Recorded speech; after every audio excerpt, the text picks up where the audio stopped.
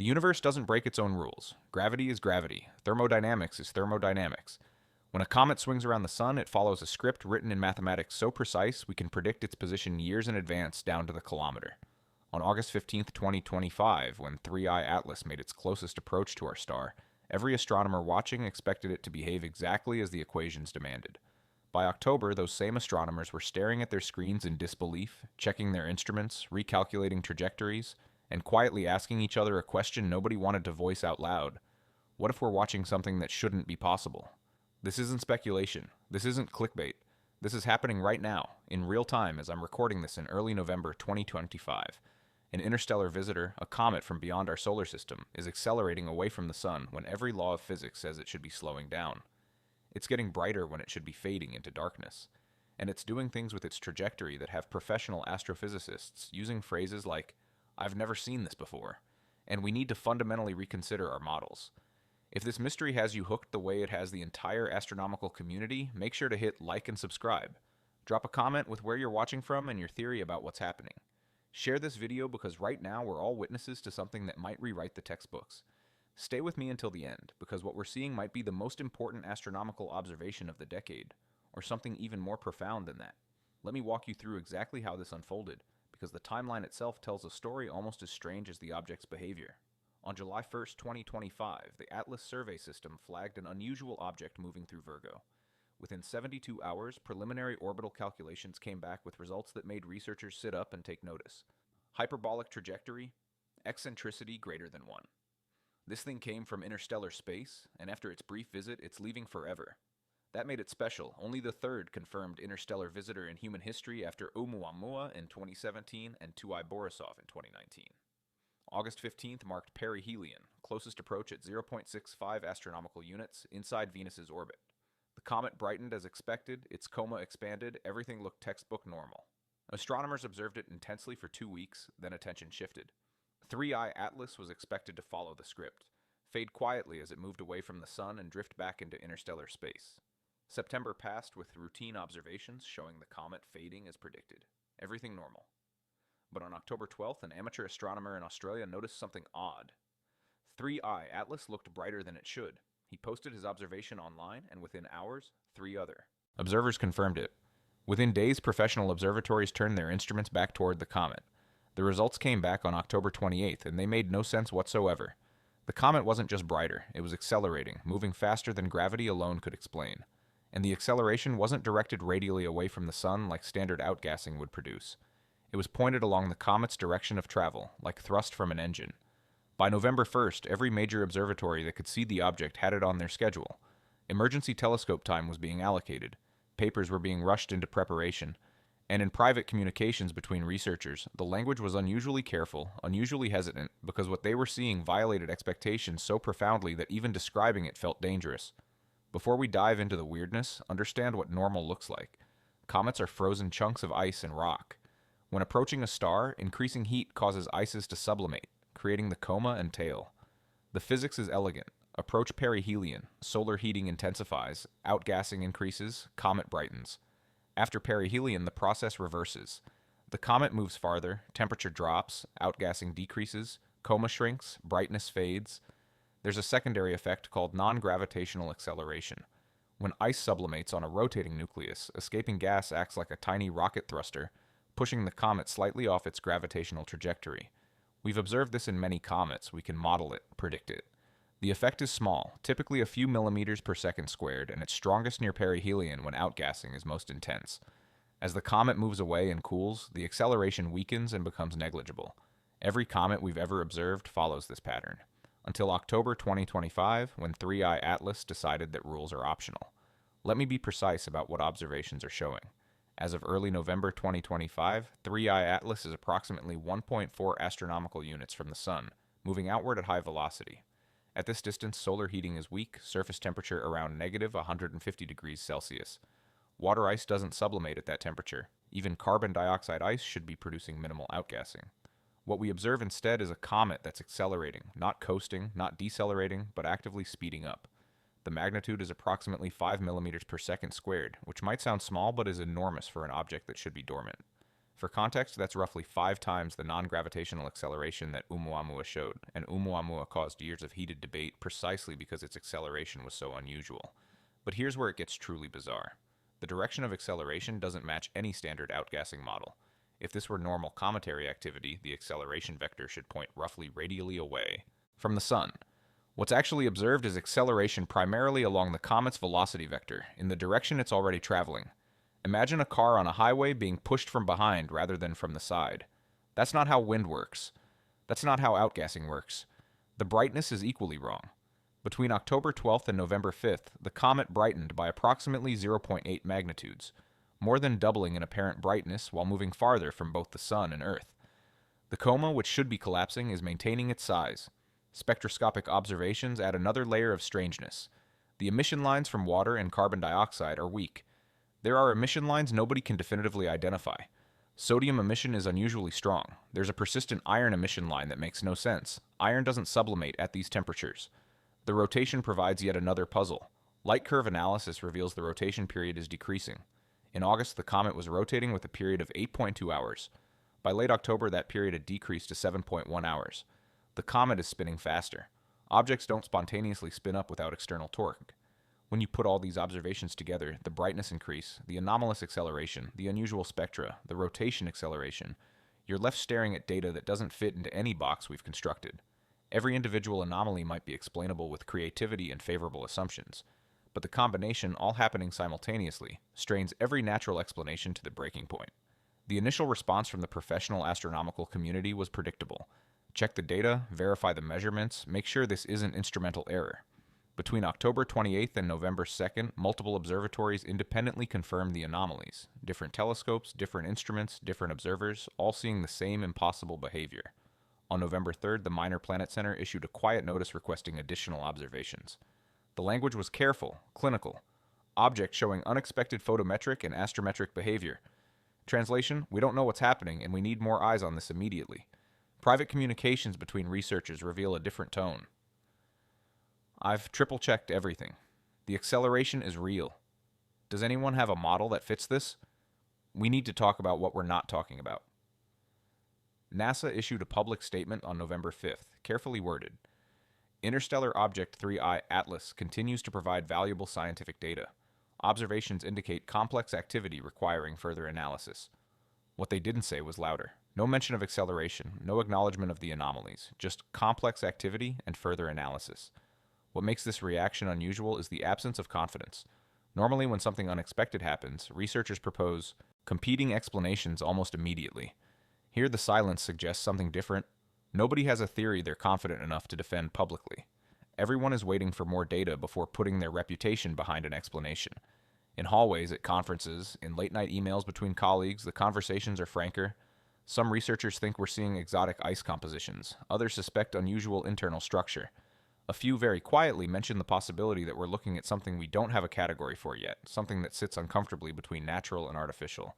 And that's where we stood at the beginning of November 2025, watching an object that defies explanation continue its impossible departure, accelerating into the darkness, leaving every expert who studies comets shaking their heads and checking their calculations one more time. Precision matters in astronomy. It's the difference between something seems odd and we have a real problem here. Between October 28th and November 8th, 2025, an international network of observatories conducted the most intensive tracking campaign of an interstellar object in history. Every measurement, every data point was designed to answer one question with absolute certainty. Is 3I Atlas really accelerating, and if so, by how much? The technique is called astrometry, measuring precise position against background stars. Do this repeatedly over time and you determine not just where something is, but where it's going and how its motion is changing. For 3I Atlas, observers collected positions accurate to within hundredths of an arcsecond, angular measurements so precise they're equivalent to reading a license plate from 50 kilometers away.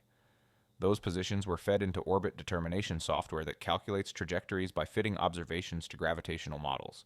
When you input the sun's gravity, planetary perturbations, and relativistic effects, the software predicts where the comet should be at any given time. Then you compare predictions to observations. For 3I Atlas, they don't match. The residuals show a systematic pattern. The comet is consistently ahead of where it should be, and the gap is growing. By November 8th, the discrepancy had reached over 400 kilometers. You don't accidentally misplace a comet by 400 kilometers. Either your model is fundamentally wrong, or the object is experiencing forces you haven't accounted for. The acceleration vector tells the real story. The comet is accelerating at approximately 4.8 millimeters per second squared, primarily along its velocity vector. That direction is crucial. Normal outgassing produces acceleration that varies as the nucleus rotates, averaging out to a vector pointing roughly away from the sun. This acceleration doesn't average out, it's persistently directional, constantly pushing forward with precision that seems almost deliberate. Let's put this in context. Oumuamua's non-gravitational acceleration was approximately 0.9 millimeters per second squared, detectable but small. Researchers debated for years whether it was real. 3I Atlas's acceleration is 5 times stronger and directionally far more consistent. If Oumuamua sparked debate, 3I Atlas should be triggering alarm bells. Yet the public discussion has been muted, restrained, careful, perhaps because the implications are so profound that nobody wants to be the first to say what everyone is thinking. The energy budget calculation is what keeps physicists awake at night. To accelerate a comet of estimated mass between 10 and 100 million kilograms at 4.8 millimeters per second squared requires continuous thrust of roughly 50 to 500 kilonewtons. For comparison, outgassing from a typical comet produces thrust measured in tens of newtons, maybe hundreds if very active. The numbers are off by factors of hundreds to thousands. Where is that energy coming from? Chemical energy stored in volatile ices has limits. You can calculate the maximum thrust available from sublimating water, carbon dioxide, carbon monoxide. None provide sufficient energy density to sustain the observed acceleration for the observed duration at the observed distance where temperatures are too low for vigorous sublimation. The thermodynamics don't work. Solar radiation pressure can accelerate small, lightweight objects, but 3I Atlas is estimated to be several hundred meters in diameter with mass of millions of kilograms. Radiation pressure is negligible, orders of magnitude too weak. Gravitational assists from planets? None available. The comet's trajectory doesn't bring it close to any planet. There's no gravitational explanation for acceleration this strong and this directional, so we're left with a mystery that violates our understanding of energy and momentum. The comet is accelerating with no apparent energy source, like watching a car speed up with an empty gas tank and no engine. Let's be charitable and examine the most natural explanation, the outgassing hypothesis. At 1.4 astronomical units, surface temperatures are approximately negative 150 Celsius. Water ice is frozen solid, completely inert. Carbon dioxide ice is also essentially dormant. To get vigorous outgassing, you need hypervolatiles, carbon monoxide, nitrogen ice, or methane, ices that sublimate at extremely low temperatures. These exist in comets, usually as minor components. To explain 3I Atlas's acceleration, you'd need these hypervolatiles to dominate the composition, perhaps 30 to 50% of the nucleus mass. That's unusual but not impossible. Comets from other stellar systems might have formed in colder environments, but even hypervolatile ices obey thermodynamics. The rate of sublimation depends on temperature, which depends on solar heating. At 1.4 AU, solar flux is about half what it is at Earth's orbit.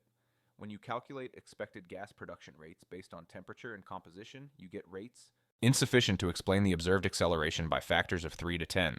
Perhaps the nucleus is rotating and one side is being heated preferentially, creating a localized hotspot. That helps, but creates a new problem. If outgassing is driven by a rotating hotspot, the acceleration direction should vary systematically with the rotation period. Half the time jets point forward, half the time sideways or backward. The net acceleration should average and wander. That's not what's observed. 3I Atlas's acceleration direction is stable within 15 degrees over timescales much longer than the rotation period, as if active regions are somehow locked to point along the velocity vector regardless of how the nucleus rotates. That requires a coincidence that strains probability.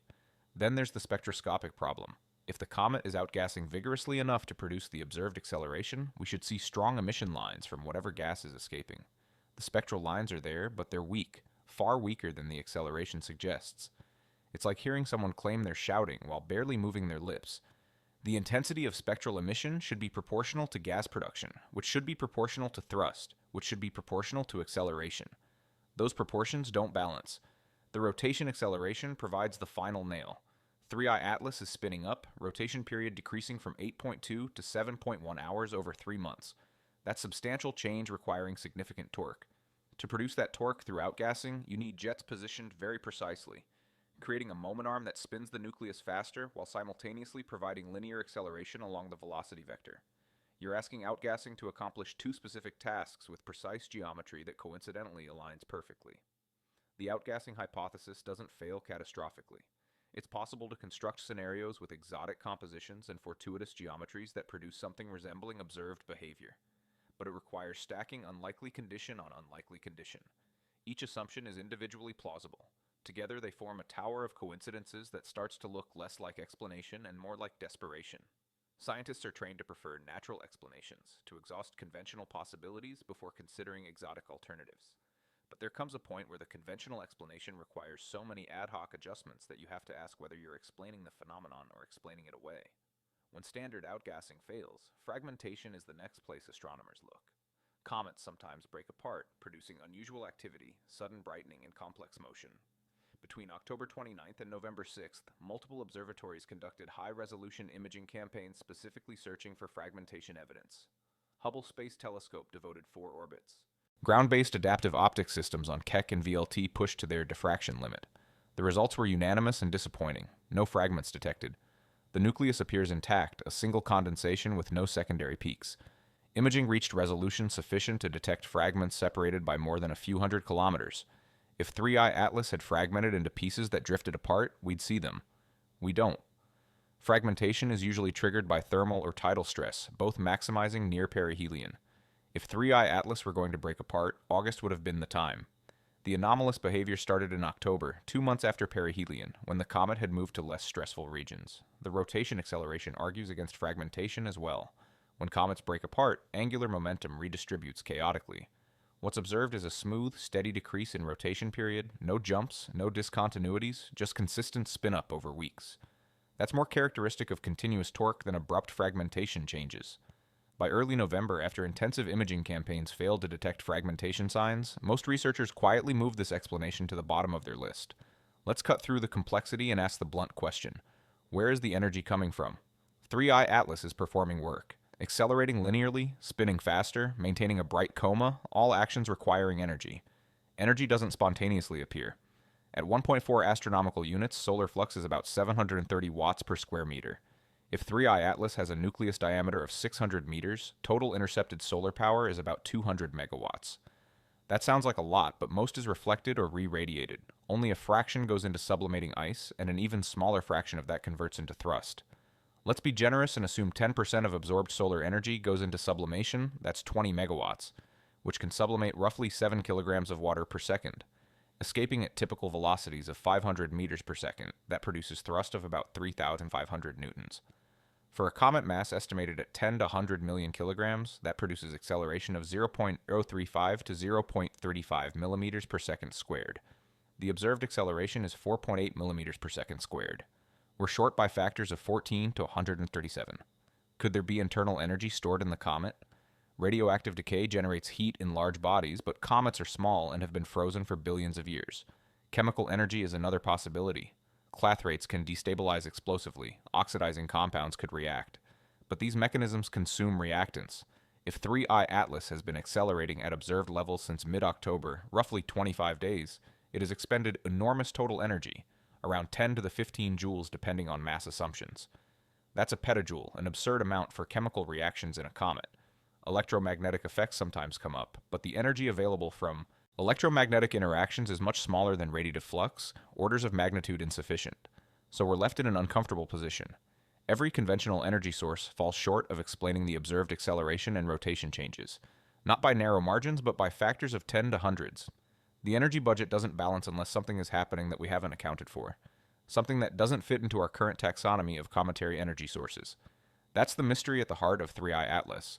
Not just that it's accelerating or spinning up or staying bright, but that it's doing all of those things without a clear energy source. It's performing thermodynamic magic, spending energy that shouldn't exist, violating the ledgers in ways that make physicists deeply uncomfortable. Where does that leave us?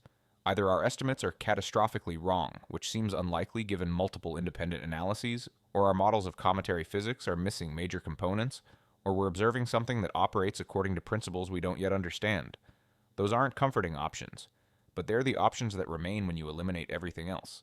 Every good mystery needs suspects, and this one is no different. We have several main interpretations for what's happening with 3i Atlas, several ways to explain why this object is showing behavior that violates our expectations so profoundly. Some of these explanations are comfortable, the kind that let scientists sleep soundly at night. Others are progressively more unsettling, opening doors that most researchers would prefer to keep firmly closed. Let's walk through them one by one, and you can decide which feels most likely or most disturbing. The first scenario is what I'll call the exotic ice hypothesis. This is the explanation that stretches our understanding of cometary composition to its limits while remaining safely within the boundaries of natural phenomena. The proposal is simple. 3I Atlas contains materials we've never encountered before in sufficient quantities to study properly. Not just water and carbon dioxide, but truly alien ices formed in a stellar environment profoundly different from our sun's neighborhood. Imagine a comet that accreted in the outer reaches of a red dwarf system, where temperatures during formation were so low that substances we think of as gases, nitrogen, carbon monoxide, even helium, could condense into solid form. Or perhaps it formed in the debris disk of a dying star, enriched with exotic chemistry from nuclear processes we don't fully understand. These ultra-volatile materials would have strange properties. They might sublimate at temperatures where normal ices remain frozen. They might form crystal structures that trap enormous amounts of energy, releasing it slowly over time. They might contain clathrate compounds, cage-like molecular structures that can store volatile molecules under pressure and release them explosively when destabilized. If 3I Atlas is essentially a time bomb of stored volatiles, materials that remain stable during millions of years of cold interstellar travel but are now being triggered by solar heating, even weak heating at 1.4 AU, then you could theoretically get the kind of sustained, vigorous outgassing we're observing. The chemistry could explain the spectroscopic oddities, too. Those unidentified emission lines might be from molecules that simply don't exist in our solar system's inventory. The weak standard emissions could result from unusual abundance ratios, a comet where water is a trace component rather than the dominant ice. The iron emission, so puzzling because iron shouldn't sublimate at these temperatures, might come from organometallic compounds, complex molecules incorporating metal atoms that can be disrupted and ionized by ultraviolet light without requiring high temperatures. It's a beautiful theory, elegant in its way, and it has the advantage of being entirely natural. No exotic physics required, no revolutionary new understanding of thermodynamics, just chemistry we haven't encountered before because it forms under conditions we've never sampled. The problem is that this explanation, while plausible, requires a remarkable degree of fine-tuning. The ices would need to be distributed in very specific ways within the nucleus to produce the observed directional acceleration. The abundance of these exotic materials would need to be extraordinarily high, perhaps 50% or more of the total mass, which strains our understanding of how comets form even in alien environments. And the energy budget, while improved compared to standard ice models, still falls short by factors of several unless you invoke chemical reactions releasing additional energy, which brings us back to the sustainability problem. Several research groups are actively modeling this scenario, running simulations with various exotic ice compositions, and trying to reproduce the observed behavior. As of early November 2025, none have succeeded in matching all the observations simultaneously. They can fit the acceleration or the brightness or the spectroscopy, but not all three together. The models keep requiring additional adjustments, more parameters, more special conditions. That's a warning sign. When a theory needs constant patching to match observations, it's often telling you that the underlying framework is wrong. The second scenario involves structure rather than composition. What if 3I Atlas is hollow or nearly so? What if its interior is a honeycomb of voids and chambers, giving it an average density far lower than normal comets? A rubble pile structure taken to an extreme. A comet that's more empty space than solid material. Such a structure could amplify outgassing effects dramatically. Gas sublimating deep within the porous interior could percolate through channels and voids, building pressure, then escaping through localized vents and explosive bursts. The effective area for solar heating would be much larger than the external surface area, because radiation could penetrate into the porous interior, heating materials that would normally be shielded. The low mass would mean that even modest thrust produces significant acceleration. This scenario has precedence. Some asteroids have been found to have surprisingly low densities, implying either high porosity or significant void space. The asteroid Bennu, visited by NASA's OSIRIS-REx mission, turned out to be far less solid than expected, with a loose, barely cohesive surface.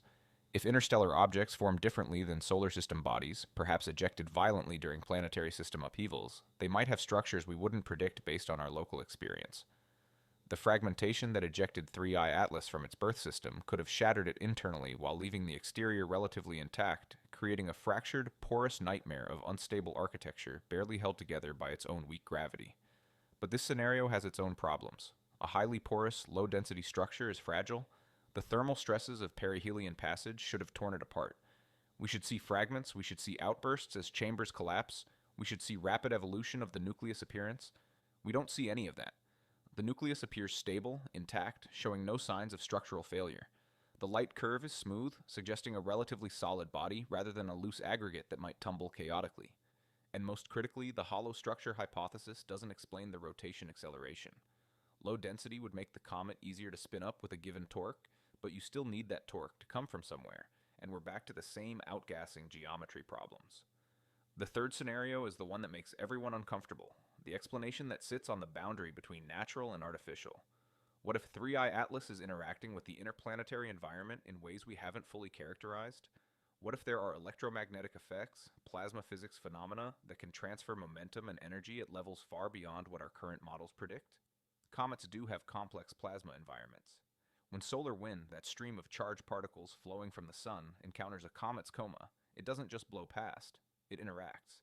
Magnetic fields are induced, charged particles are accelerated, plasma waves propagate. We've observed these effects with spacecraft that have visited comets, but our understanding is still incomplete. Some researchers have proposed that under certain conditions, perhaps involving the comet's chemistry, its rotation rate, the orientation of the interplanetary magnetic field, you could get resonant coupling between the plasma environment and the nucleus. Energy from the solar wind could be channeled into accelerating material off the surface. It's like a sail catching wind, but operating through electromagnetic forces rather than mechanical pressure. The mathematics of plasma physics are notoriously complex, full of nonlinear effects and instabilities that can amplify small perturbations into large-scale phenomena. Maybe we're seeing one of those amplification mechanisms in action.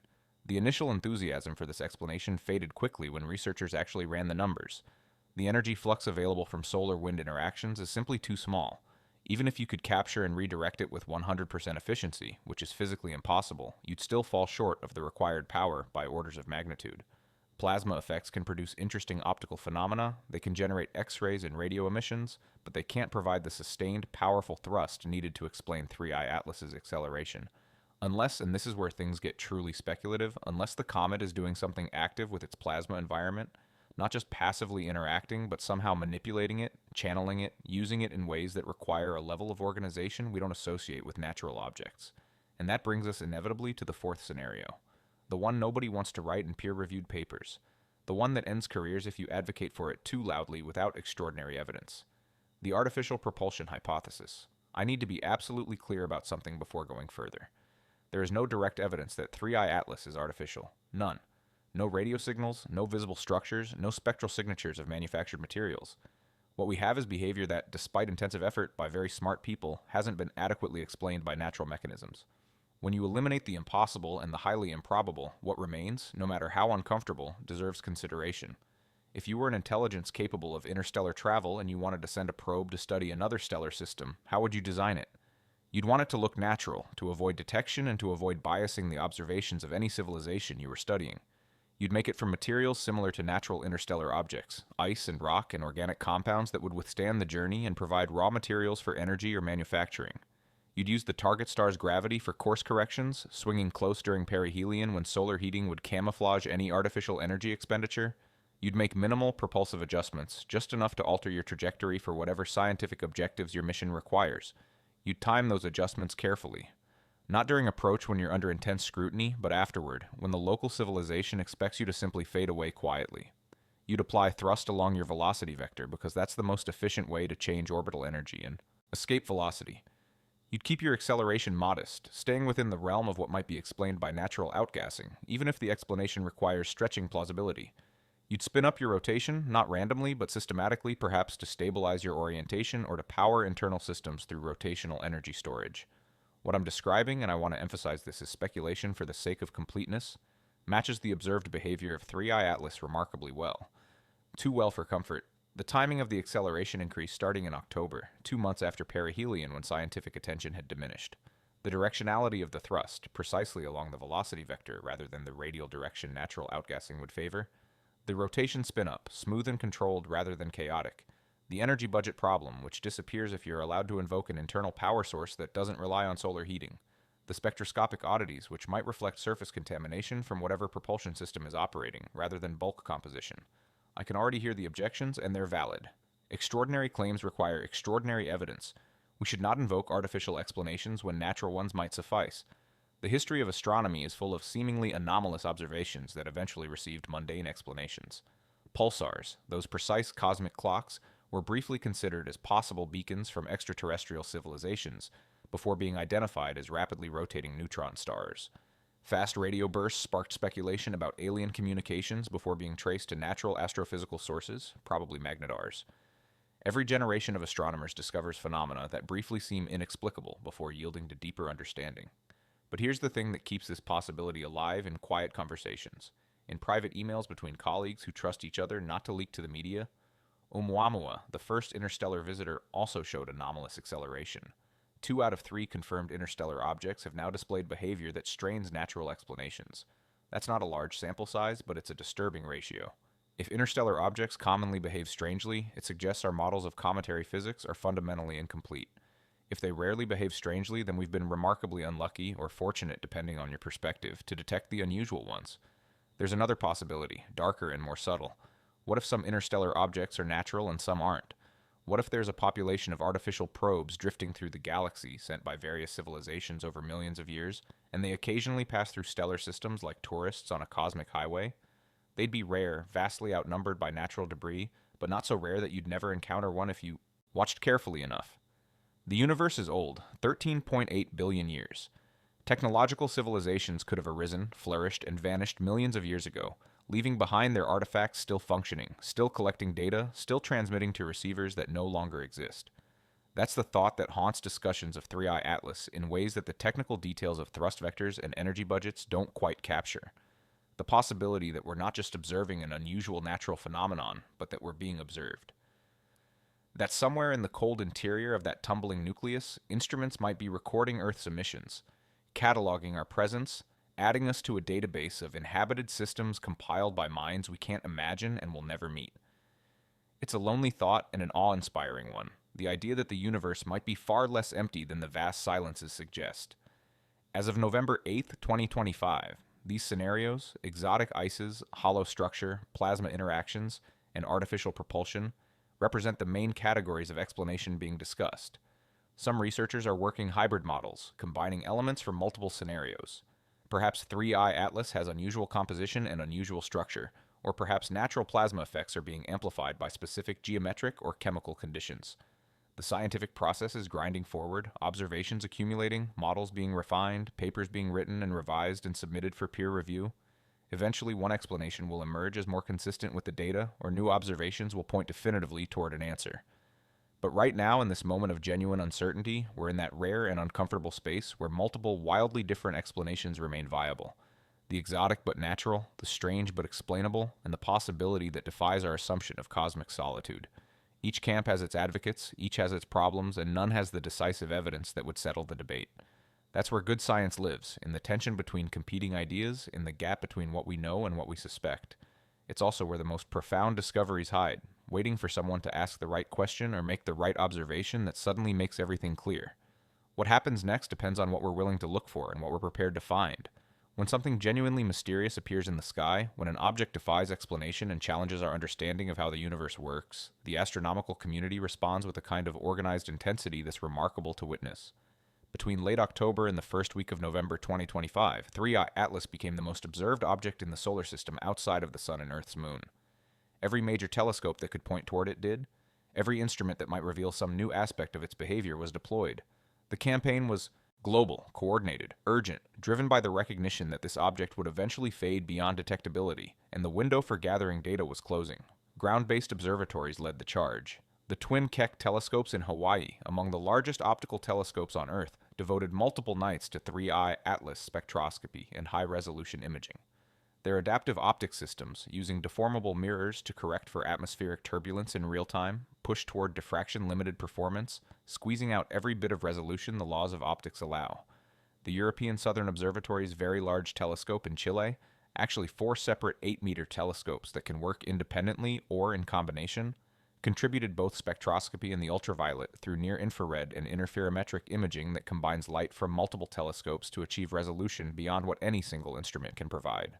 Japan's Subaru telescope, with its wide field of view, conducted deep imaging to map the dust environment around the nucleus, searching for asymmetries or structures that might indicate localized outgassing or fragment dispersal. The Gemini telescopes, one in Hawaii and one in Chile, providing coverage from both hemispheres, added their contributions, particularly in the mid-infrared wavelengths where thermal emission from dust reveals temperature and particle size information. These weren't casual observations scheduled weeks in advance through normal proposal processes. This was target of opportunity time, emergency allocations that bumped other projects, reflecting the scientific community's recognition that something significant was happening. Space-based assets joined the campaign as their schedules permitted. The Hubble Space Telescope, still functional more than 3 decades after launch, turned its aging but exquisitely precise optics toward 3i Atlas for 4 separate observation periods in early November. Hubble's advantage isn't just resolution, though its position above the atmosphere provides stability ground telescopes can't match. Its wavelength coverage, particularly in the ultraviolet where Earth's atmosphere is opaque. Observations in those wavelengths revealed emission features from highly ionized species, atoms that have lost multiple electrons, suggesting surprisingly high energy processes occurring in the coma. That was unexpected. Cometary comae aren't usually hot enough to produce such high ionization states, and the solar ultraviolet radiation at 1.4 AU shouldn't be intense enough to drive it. Another anomaly to add to the growing list. The James Webb Space Telescope, humanity's newest and most powerful eye on the cosmos, contributed what time it could spare from its packed schedule of deep space observations. Webb's specialty is infrared, and in late October it spent 16 hours spread across 4 separate sessions collecting infrared spectra of 3i Atlas with unprecedented sensitivity. The results were puzzling in unexpected ways. The thermal infrared emission, the heat signature you'd expect from sunlit dust grains in the coma, was lower than models predicted based on the visible brightness. The spectral energy distribution, the way emission intensity varies with wavelength, didn't match templates from other comets. It was as if the dust grains were either unusually large, which would make them inefficient at radiating heat, or unusually reflective in certain wavelengths, or composed of materials with thermal properties we haven't encountered before. Webb also detected organic molecules in the coma, complex carbon-based compounds including benzene rings and long-chain hydrocarbons. That's not unprecedented. Comets are known to contain organic materials, but the abundances were high, and some of the specific molecules identified don't match any known comet's inventory. Where did these organics come from? Did they form in 3i Atlas's birth system under chemical conditions different from our solar system's history? Are they products of radiation processing during millions of years of interstellar travel? Or are they telling us something about chemistry we don't understand? Processes that operate in conditions we've never sampled? Radio telescopes entered the campaign with different objectives. The Very Large Array in New Mexico, 27 radio dishes working in combination to create a single, powerful instrument, searched for continuum emission from dust and for spectral lines from molecules like carbon monoxide, methanol, formaldehyde, and others that emit in radio wavelengths. The detection of strong carbon monoxide emission confirmed that at least some of 3i Atlas's activity is driven by CO ice sublimation, which can occur at lower temperatures than water ice.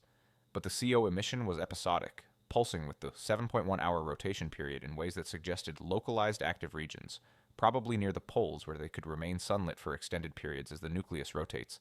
The Atacama Large Millimeter Array in Chile, a collection of 66 radio dishes in the high, dry Atacama Desert, contributed millimeter wavelength observations that revealed the nucleus size more precisely through direct imaging at wavelengths where the coma is relatively transparent. The results suggested a nucleus roughly 600 meters in diameter, smaller than some earlier estimates but still substantial, with a mass likely in the range of 50 million kilograms assuming typical cometary density. That mass estimate feeds directly into the energy budget calculations, and it doesn't help solve the acceleration problem. A smaller mass makes the observed acceleration even harder to explain through natural outgassing. Amateur astronomers, often underestimated but crucial to observational astronomy, provided continuous monitoring that professional observatories with their overbooked schedules couldn't match. Backyard astronomers with telescopes ranging from modest 8-inch reflectors to serious 16-inch or larger instruments contributed hundreds of brightness measurements, light curves tracking how 3i Atlas's brightness varied with its rotation, and positional measurements that helped refine the orbit. An amateur network spanning multiple continents meant 24-hour coverage was possible, catching transient events that might occur during gaps in professional observations. One amateur in New Zealand detected a brief brightening event on November 4th lasting approximately 40 minutes, a surge of about 0.3 magnitudes followed by a return to baseline. Professional follow-up confirmed the event in archival data from other sources. Was it an outburst, a sudden release of gas from a subsurface pocket? Was it a dust cloud expanding into the coma? Or was it something else, perhaps related to whatever mechanism is driving the anomalous acceleration? The event was real but unexplained, another piece of the puzzle that doesn't quite fit the picture we're trying to assemble. The most intriguing and controversial observations came from SETI Institute's use of the Allen Telescope Array in California. Between November 1st and 6th, the array conducted targeted searches for radio signals from 3i Atlas across a wide range of frequencies from 1 to 10 gigahertz. The motivation was clear. If there's even a small possibility the object is artificial, it might be emitting signals, either intentional beacons or unintentional leakage from internal systems. The search was conducted with appropriate scientific rigor, using techniques developed for detecting narrowband signals that would indicate technological origin rather than natural emissions. The results were officially negative. No obvious artificial signals were detected, no narrowband emissions, no modulation patterns, no repetition suggestive of deliberate transmission. That's what the public statement said. But conversations with researchers involved reveal more nuance. There was an unusual excess of radio noise in a narrow band around 1.42 gigahertz, the emission frequency of neutral hydrogen, and, not coincidentally, one of the frequencies SETI searches typically target because any technological civilization familiar with radio astronomy would know its significance. The excess was about 3 sigma above background, statistically interesting but not conclusive. It could be instrumental artifact, it could be interference from Earth-based sources, it could be natural plasma emission from the comet's interaction with the solar wind, or it could be signal buried in noise. Follow-up observations on subsequent nights showed the excess persisting at low levels, varying in intensity but not disappearing entirely. The frequency was stable within measurement precision, which argues against some kinds of instrumental effects that would drift. But the signal-to-noise ratio was too poor to extract any modulation or structure that would definitively identify. It is artificial. It's exactly the kind of marginal detection that drives scientists crazy. Too interesting to ignore, but too ambiguous to claim as a discovery. Papers are being written analyzing the observations from every angle, but the conclusion will likely be frustratingly agnostic. Something was detected, we don't know what it was, more observations are needed. Spectroscopic observations in early November revealed another surprise that's still being analyzed. Multiple observatories detected brief, intense flashes of emission at specific wavelengths, events lasting only a few seconds to a few minutes. The emission lines corresponded to highly excited states of sodium and iron, atoms that have absorbed enormous energy and are radiating it away as they return to lower energy states. These flashes occurred irregularly, not tied to the rotation period, and didn't correlate with any visible changes in the comet's appearance. What's causing them? Impacts of small particles, dust grains, or micrometeoroids striking the nucleus at high velocity and vaporizing on contact? That would produce flashes, but the energies implied by the spectral observations seem too high for typical impact velocities. Electrical discharges in the coma, like lightning on Earth but driven by different mechanisms? Possible, but we don't have good models for how intense electrical activity could be sustained in a comet's tenuous atmosphere. The flash observations have sparked particularly creative speculation because they suggest energy release mechanisms operating on short timescales, mechanisms not related to steady-state outgassing or thermal processes. Something is happening episodically, dumping energy into specific regions of the coma in bursts. If it's natural, it's a process we don't understand. If it's not natural, well, that opens entirely different questions. By November 8th, the observational campaign had generated hundreds of gigabytes of data spread across dozens of institutions worldwide. Spectra from visible, ultraviolet, and infrared wavelengths, radio observations from multiple frequencies, high-resolution images from space and ground, light curves tracking brightness variations, astrometric positions refining the trajectory. The data was being shared relatively openly, unusual for competitive scientific fields, but reflecting the recognition that this object is important enough to warrant collaboration over competition. Researchers were forming international teams, pooling expertise in different subdisciplines, attacking the problem from multiple angles simultaneously. What's emerged from this intensive observation campaign is a picture of an object that's simultaneously familiar and alien. Familiar in its basic structure, a nucleus a few hundred meters across, probably irregularly shaped, surrounded by a coma of gas and dust, displaying cometary activity. Alien in almost every detail. The chemical composition unlike any known comet, the thermal properties. Not matching predictions, the acceleration inconsistent with standard models, the energy budget that doesn't close, the spectroscopic oddities that persist despite intensive scrutiny. Every observation aimed at resolving the mystery seems to deepen it. Every question answered raises 3 more. The observations have definitively ruled out some explanations, simple ones mostly, but they haven't pointed clearly toward any single alternative. We know more about 3I Atlas now than we did in October, orders of magnitude more data, yet understanding hasn't increased proportionally. If anything, the wealth of observations has made the object seem stranger, revealed complexity that wasn't apparent in the initial detections. There's a pattern in the history of science. Sometimes when observations accumulate and theories struggle to accommodate them, when the data becomes increasingly detailed but understanding remains elusive, it's because we're approaching a boundary, a place where existing frameworks are insufficient and new ones are needed. Astronomers felt this way in the 19th century trying to explain stellar spectra before quantum mechanics. Physicists felt it in the early 20th century confronting phenomena that classical mechanics couldn't describe. That sense of standing at a threshold, of having the pieces but not the picture, of knowing something profound is just beyond current comprehension. That's the feeling permeating discussions of 3i Atlas in November 2025.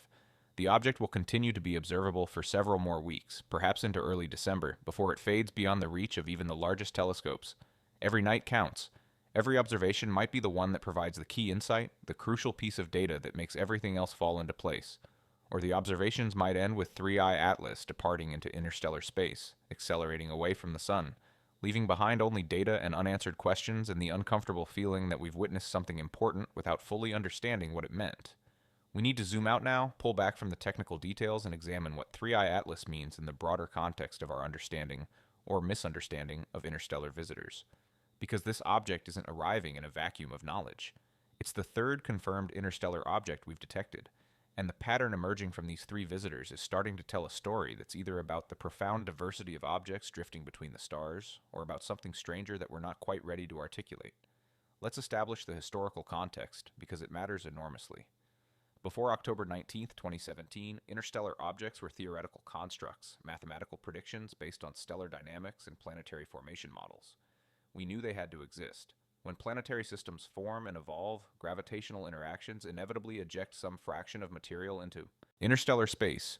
Over billions of years, the galaxy should have accumulated a substantial population of these wanderers, orphaned worlds, and cometary fragments drifting through the void between stars.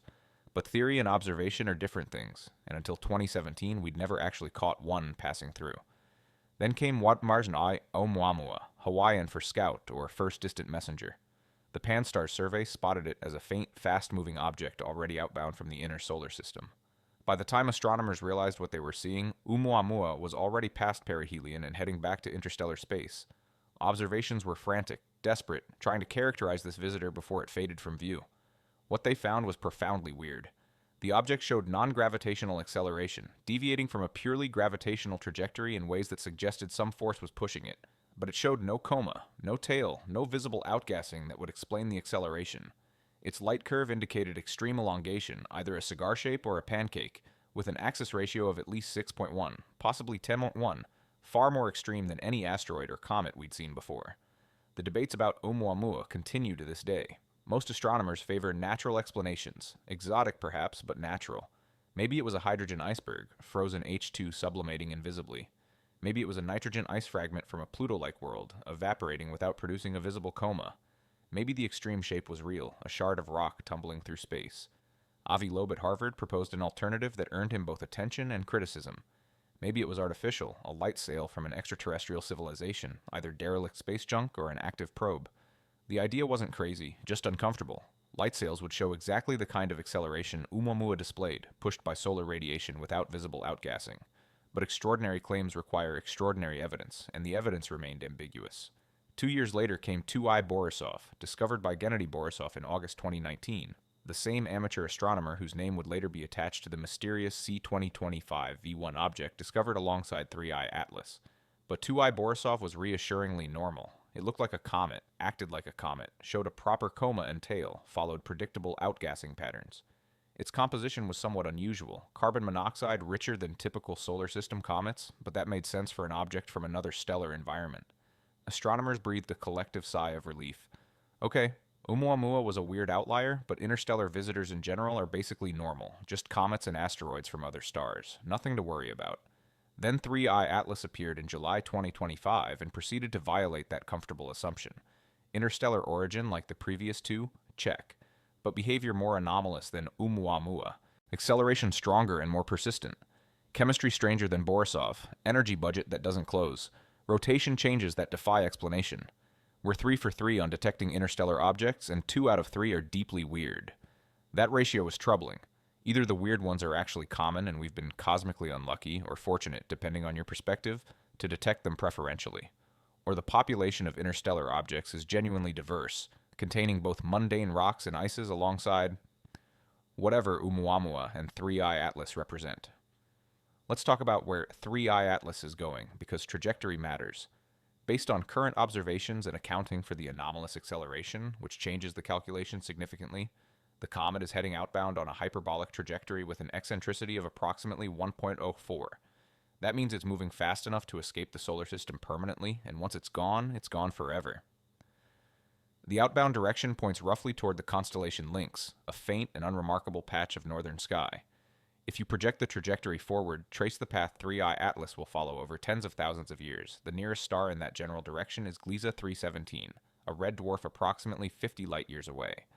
At 3I Atlas's current velocity, factoring in the acceleration which is continuously increasing its speed, reaching Gliese 317 would take roughly 600,000 years. That's a long time by human standards, barely a cosmic eye blink in galactic terms. Could Gliese 317 be the destination? Is the anomalous acceleration actually course correction, steering toward a specific target? The math is suggestive but not conclusive. The trajectory adjustment could aim toward that star, but it could equally be coincidence, or aimed at something else in that region of space we can't see. Perhaps a rogue planet or brown dwarf not yet detected. What's more intriguing is where 3I Atlas came from. Trace the trajectory backward before it entered the solar system, and you can identify the approximate origin region. The calculations are uncertain because you have to account for the galaxy's rotation and gravitational perturbations over millions of years, but the rough direction points toward the galactic anticenter, the direction opposite to the Milky Way's core. Candidate origin systems within a few hundred light-years include several red dwarfs, a couple of sun-like stars, nothing particularly special or obvious.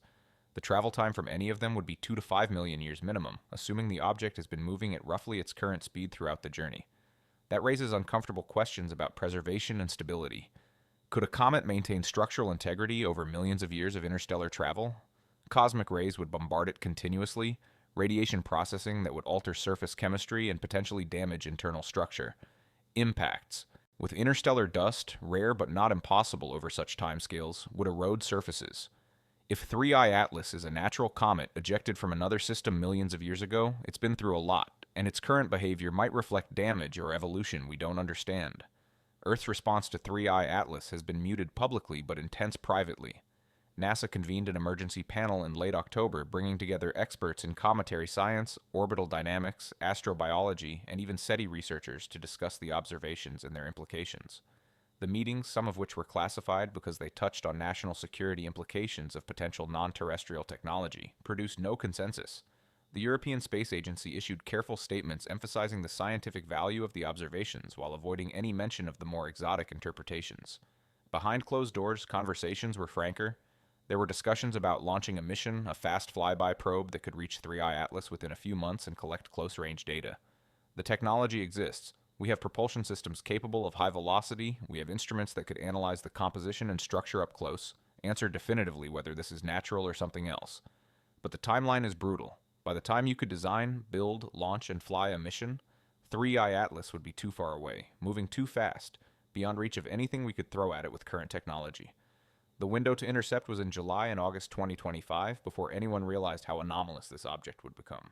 Some Congress members in the United States have been briefed on the observations. There are rumors unconfirmed that the Department of Defense has taken an interest, not because 3I Atlas poses any threat to Earth, but because the technology implications, if it is artificial, would be significant. China's space program has been characteristically silent publicly, but is known to be tracking the object with their observatories. Russia's astronomy institutes are collaborating with international partners on observations but haven't issued independent statements. The public has been largely unaware of the depths of the mystery. News coverage has been sporadic and superficial, reporting that an interesting interstellar comet is being studied but missing or deliberately avoiding the more puzzling aspects. That might change soon. As more astronomers publish papers, as the anomalies become part of the formal scientific literature rather than private conversations, the story will reach mainstream attention. When it does, the reaction will be interesting. Will people be excited about potential evidence of non-human technology, or will they be disturbed by the implications? History suggests both reactions will emerge, along with conspiracy theories, denial, and demands for more information. Amateur astronomers have continued to contribute vital observations. On November 6th, the Backyard Observer in Arizona noticed what appeared to be a faint secondary nucleus, a small bright spot separated from the main condensation by about 3 arcseconds. The observation was controversial. Other observers couldn't confirm it, but if real, it might indicate either a small fragment that separated from the main nucleus, or a discrete outgassing jet viewed end-on. Professional follow-up with Hubble on November 7th found no evidence of a secondary nucleus, but Hubble's observation was hours after the amateur report, and if something transient occurred, it might have faded by then. Another amateur contribution came from light curve analysis. An observer in Germany, combining his own measurements with data shared online by other amateurs, identified a subtle periodicity in the brightness variation superimposed on the main 7.1-hour rotation period. The secondary period is roughly 28 minutes, far too short to be nuclear rotation, but consistent with something on the surface or in the near-nucleus environment changing on that timescale. Could it be a precession wobble? A regular outgassing pulse from an active region? Or something else entirely? Professional astronomers are now searching their data for confirmation of the 28-minute periodicity, and early indications suggest it might be real, though the amplitude is tiny, barely above noise level. What ties all these observations together, the professional campaigns and the amateur discoveries, is a sense that we're documenting something historic without fully understanding what it is. Every telescope pointed at 3i Atlas, every spectrum collected, every light curve measured is potentially crucial data. Future generations might look back at November 2025 as the moment when humanity first encountered definitive evidence of interstellar travelers, natural or otherwise, and either rose to the challenge of understanding them or let the opportunity slip through our fingers while mired in uncertainty and caution. The object will fade from view soon, by late December or early January at the latest. After that, it's beyond our reach, accelerating into the galaxy, carrying its secrets with it. We'll be left with terabytes of data, competing theories, unresolved questions, and the knowledge that the universe just demonstrated it's more complex and perhaps more populated than we assumed. Whether that population is of exotic natural objects or includes artificial artifacts is the question that will define the next phase of this investigation. Assuming there is a next phase, assuming we find the courage to ask it directly, let's talk about what 3i Atlas means, not just for astronomy, but for how we understand our place in the cosmos. Because if this object is telling us something, and I believe it is even if we haven't decoded the message yet, then the implications ripple outward in ways that touch multiple disciplines, multiple assumptions we've made about the universe and our relationship to it. For cometary science and interstellar object studies, the implications are immediate and profound. We thought we understood comets. We've studied them for centuries, sent spacecraft to several, collected samples from one, built comprehensive models of their composition, structure, and behavior. Those models work beautifully for solar system comets. They fail spectacularly for 3i Atlas. Either this object is such an extreme outlier, so unusual in its composition and structure that it represents less than 1% of the interstellar comet population, or our models are missing fundamental physics that becomes important under conditions we haven't adequately sampled. The energy budget problem keeps returning because it's central to everything. If we can't explain where the energy is coming from, we don't understand what's happening. That means our thermodynamic models of sublimation, our chemical models of ice behavior, our radiative transfer calculations of solar heating, something somewhere is wrong or incomplete. Perhaps there are phase transitions in exotic ices that release latent heat far beyond what our laboratory measurements suggest. Perhaps there are chemical reactions, clathrate destabilizations, or oxidation processes that operate at low temperatures with efficiencies we haven't characterized. Perhaps, and this is where physical intuition starts to fail, there are processes operating here that we don't have names for because we've never encountered them. For SETI and astrobiology, the implications are even more charged. The search for extraterrestrial intelligence has traditionally focused on electromagnetic signals, radio or optical beacons that would indicate technological civilizations. The assumption has been that contact, if it happens, will be through deliberate communication across light years of space. But what if that assumption is wrong? What if technological civilizations don't bother with radio broadcasts because they're inefficient and revealing? What if instead they send physical probes, artifacts that can travel between stars, observe silently, collect data, and return home? Or transmit findings when communication makes sense? This isn't science fiction. We've seriously discussed doing exactly this. The Breakthrough Starshot initiative aims to send tiny probes to Alpha Centauri using light sails pushed by powerful lasers. The probes would be small, maybe gram scale, but they'd carry enough instrumentation to study the target system and transmit data back. If we can conceive of this with early 21st century technology, what might civilizations thousands or millions of years more advanced accomplish? They could send probes that look like natural objects, camouflaged as comets or asteroids, that could pass through stellar systems undetected unless someone looked very carefully and noticed the behavior didn't quite fit natural explanations. Oumuamua and 3i Atlas, taken together, force us to confront the possibility that we might be living in a surveilled galaxy, where interstellar probes are common enough that we encounter them occasionally, but rare enough that we don't immediately recognize them for what they are. The ratio is what's disturbing. 2 out of 3 confirmed interstellar objects showing anomalous behavior. If that ratio holds, if roughly 2/3 of interstellar visitors are strange in ways that natural explanations struggle to accommodate, then either nature is far more creative than we've given it credit for, or we're seeing a mixed population, natural objects plus something else. The propulsion question is the one we can't escape, the elephant in the room that everyone sees but few want to name directly. If 3i Atlas is accelerating through artificial means, if there's technology hidden inside that kilometer of ice and rock, what does that technology look like? It's tempting to imagine rockets or engines, mechanical systems like the ones we build, but that's probably wrong. Any civilization capable of interstellar travel would use propulsion methods far more sophisticated than chemical rockets or even nuclear propulsion. They might manipulate space-time itself, creating local distortions that generate thrust without expelling mass. They might harvest energy from the quantum vacuum, from zero-point fluctuations that permeate all of space.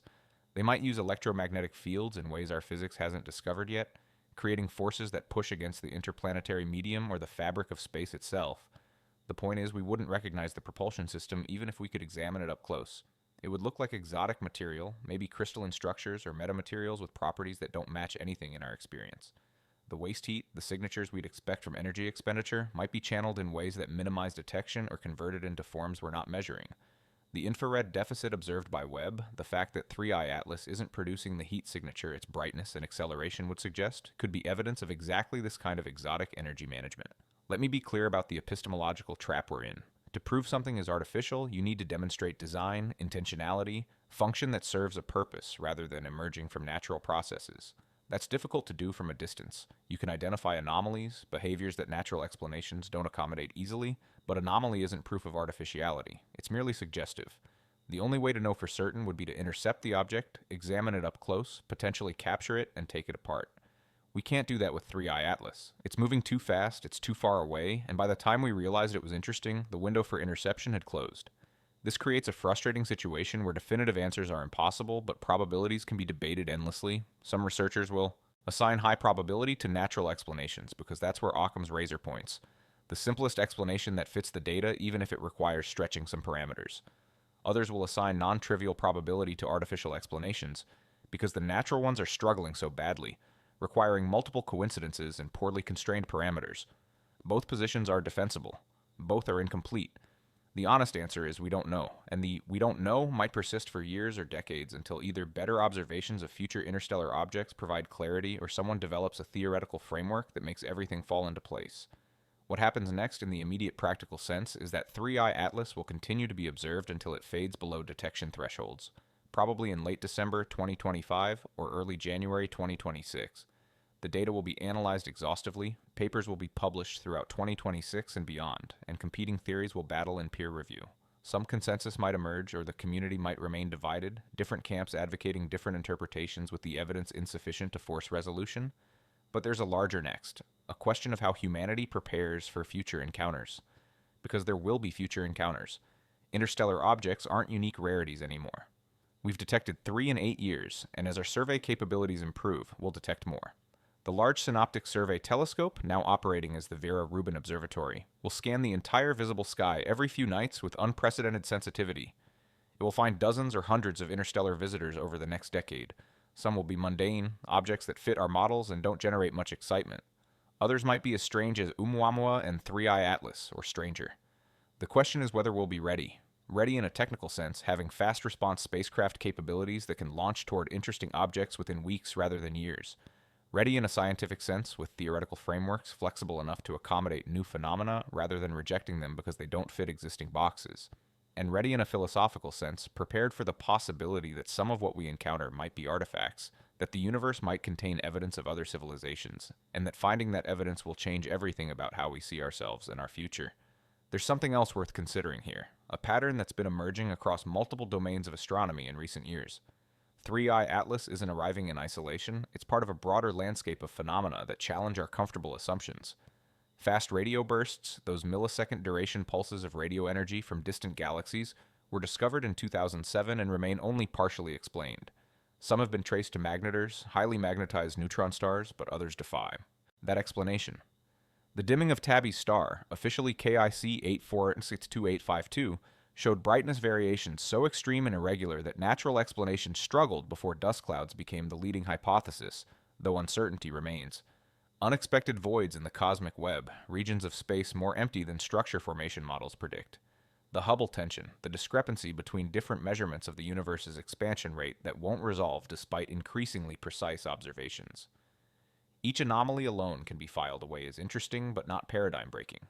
Taken together, they suggest we might be in one of those periods, like the late 19th century in physics, where accumulating observations are quietly undermining the foundations of our theoretical framework. The Michelson-Morley experiment in 1887 found no evidence for the luminiferous ether, the medium through which light was supposed to propagate. That negative result seemed like a small puzzle at the time. Within 2 decades, it had helped trigger the revolution of special relativity and quantum mechanics that completely rewrote physics. Are we standing at a similar threshold now, with 3I Atlas and other cosmic anomalies serving as the Michelson-Morley experiments of our era? The psychological dimension of this moment is fascinating and troubling. Scientific communities are conservative by design and necessity. You don't overturn established theories lightly. You exhaust conventional explanations before considering revolutionary ones.